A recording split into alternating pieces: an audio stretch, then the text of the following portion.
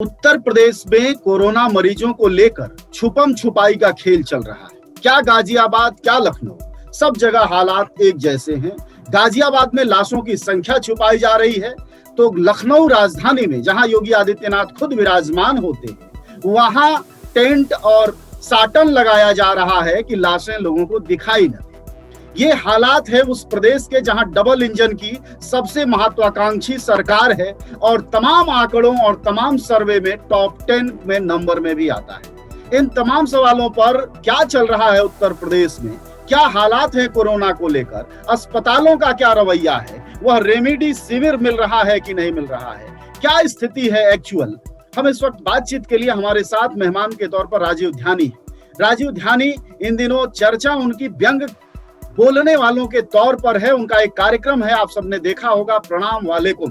वो किसी चचा जी से बात करते हैं और बड़े कमाल की बातचीत होती है। राजीव जी, आपका स्वागत है।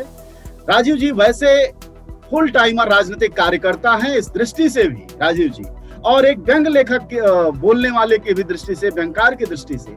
अभी हम आपसे सबसे पहले कुछ जानना चाहें कि उत्तर प्रदेश में कोरोना काल की क्या स्थिति है, तो पहली बात आप हमसे क्या कहें। देखिए, बहुत मुश्किल हालात हैं पूरे उत्तर प्रदेश में, खासकर लखनऊ, बनारस जैसे, कानपुर जैसे बड़े शहरों के अंदर बहुत बड़ी तादाद में लोग टेस्ट कराने के लिए टेस्ट कराना चाहते हैं। उनको टेस्टिंग की सुविधा नहीं मिल पा रही है। लखनऊ के अंदर 2 दिन 3 दिन की वेटिंग लिस्ट बनी हुई है। माने आपको अगर टेस्टिंग करवानी है अपनी कोरोना के लिए तो आपको 2-3 दिन का इंतजार करना पड़ रहा है, और उसके बाद 2 या 3 दिन बाद फिर रिपोर्ट आ रही है। तो कुल मिलाकर और स्थिति ये है कि चूंकि टेस्टिंग हो नहीं रही है और एक तरह का स्टिग्मा पहले से ही बन गया है कि जिन घरों में कोई कोविड का केस मिलता है वहां पर बांस बल्ली लगा करके, या जब बांस बल्ली की भी सुविधा खत्म हो गई तो एक वो जिस तरह से पुलिस का एक क्राइम सीन का एक टैग लगा देते हैं, उस तरीके से एक ये घरों के बाहर चिपका कर ये चले जा रहे हैं। इस वजह से जो टेस्टिंग के लिए लोग ज्यादा आ नहीं रहे हैं। टेस्टिंग के लिए लोग कब आ रहे हैं? जब किसी के घर में कोई स्थिति बिगड़नी शुरू होती है। अब जब स्थिति बिगड़नी शुरू होती है तब आपको 2 दिन का समय टेस्ट के लिए लगता है, 2 दिन का टेस्ट की रिपोर्ट के लिए लगता है, और तब तक स्थिति बहुत ज्यादा बिगड़ चुकी होती है। हालत यह है कि रेमडेसिविर जो एक प्रभावी मेडिसिन मानी जा रही है कोरोना पेशेंट के उपचार के लिए, वो उपलब्ध नहीं है। ब्लैक मार्केटिंग हो रही है। कल मैं चूंकि एक बहुत अच्छे मित्र के जरिए एक परिचय से मेरे पास संपर्क आया था, मैंने खुद ट्राई किया। 25,000 रुपए का एक शॉट, एक डोज 25,000 रुपए की। एक बार तो मेरा मन हुआ कि मैं तुरंत रिपोर्ट करूं। रेमडेसिविर 12-14 हजार में तो सामान्य है, और जब किसी को नहीं मिल रहा है तो 25-30 हजार में भी खरीदने के लिए लोग तैयार हैं। मिल रही है ब्लैक मार्केट में, लेकिन कुल मिलाकर के शॉर्टेज है।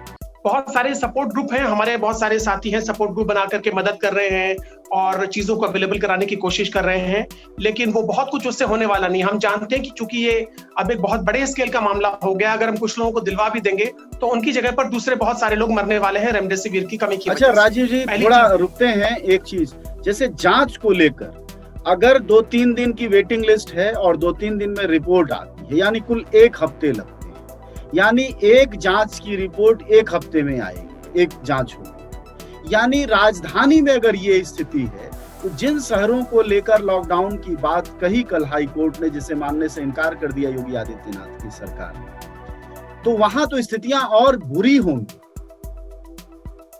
निश्चित रूप से बुरी होंगी। और ये जो स्थिति है रिपोर्ट वाली, मुझे ऐसा मालूम चला है, बहुत सारे दोस्तों ने बताया, मैंने खुद 1-2 जगह से फोन करके बात करने की कोशिश की, तो कहा गया कि जो प्राइवेट जांच करता है, जो पैथोलॉजिस्ट हैं, शुरू में जो पिछली बार के प्रथम चरण में जो जांच कर रहे थे, वो सब जांच करने के लिए नहीं आ रहे हैं, उनको मना कर दिया गया है।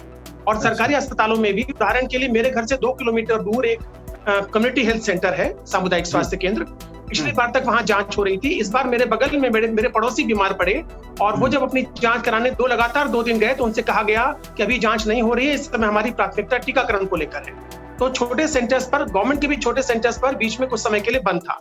अभी तुरंत इस समय क्या हो रहा है मुझे अंदाज नहीं है, लेकिन जो बड़े सेंटर्स हैं, यहाँ पर एक लोहिया इंस्टीट्यूट है, लोहिया इंस्टीट्यूट में 2 दिन की वेटलिस्ट चल रही है इस समय। कल या परसों तक के हालात ये थे। हो सकता है आज थोड़ी सी स्थिति सुधरी होगी, लेकिन कितनी सुधरेगी हम कह नहीं सकते।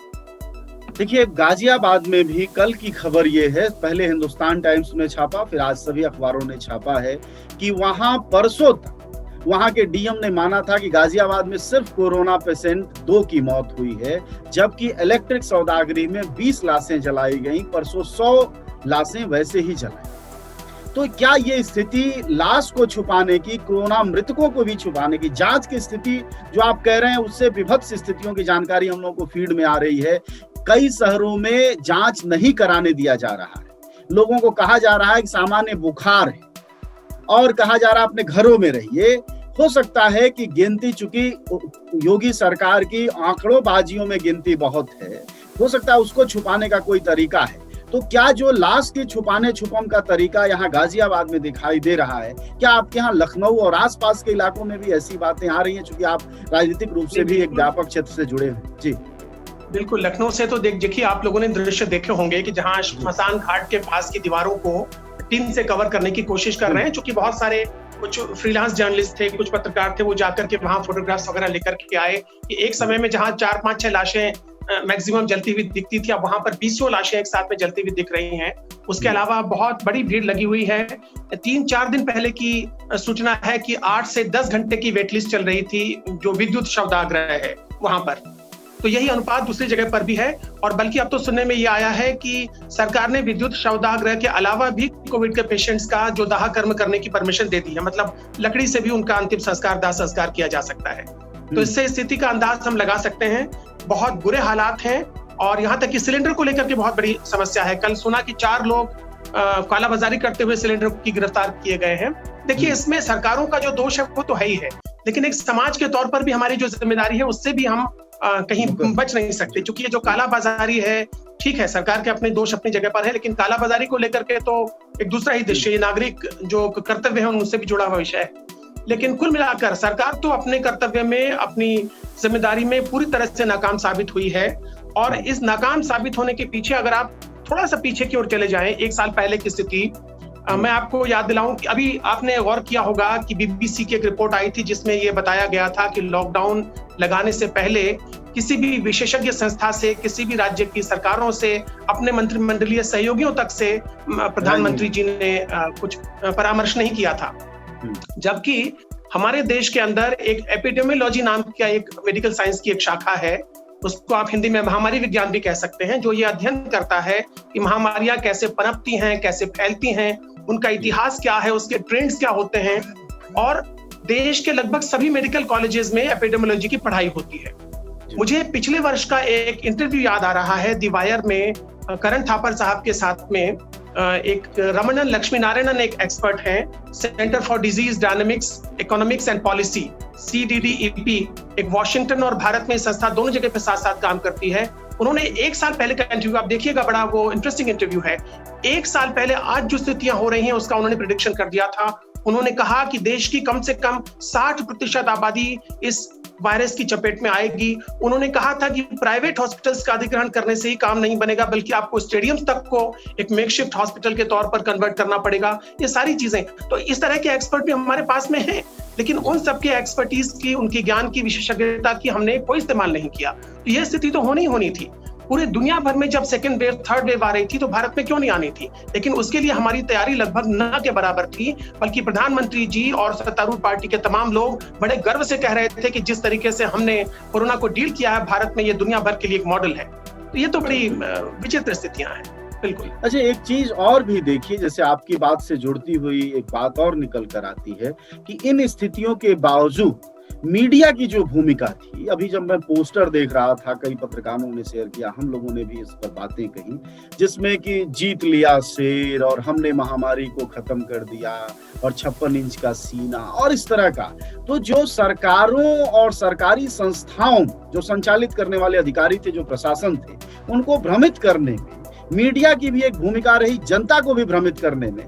तीसरी बात कि अविश्वास का जो सबसे महत्वपूर्ण पहलू रहा, जिसकी वजह से जनता में भारी अविश्वास हुआ कि ये रोग ही नहीं है, अगर चुनाव में रोग नहीं है तो हमारे लिए क्यों रोग। यह जो अविश्वास है उसको लेकर जो फैलाव हुआ, यह भी तो एक असफलता है प्रशासन की और सरकार की।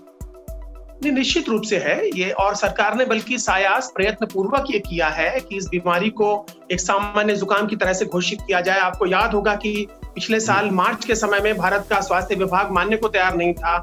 ICMR ने कई बार ये कहा कि कोई बहुत बड़ी चीज नहीं है, जबकि उससे पहले मिड मार्च में विश्व स्वास्थ्य संगठन इसे एक वैश्विक महामारी, ग्लोबल एंडेमिक घोषित कर चुका था।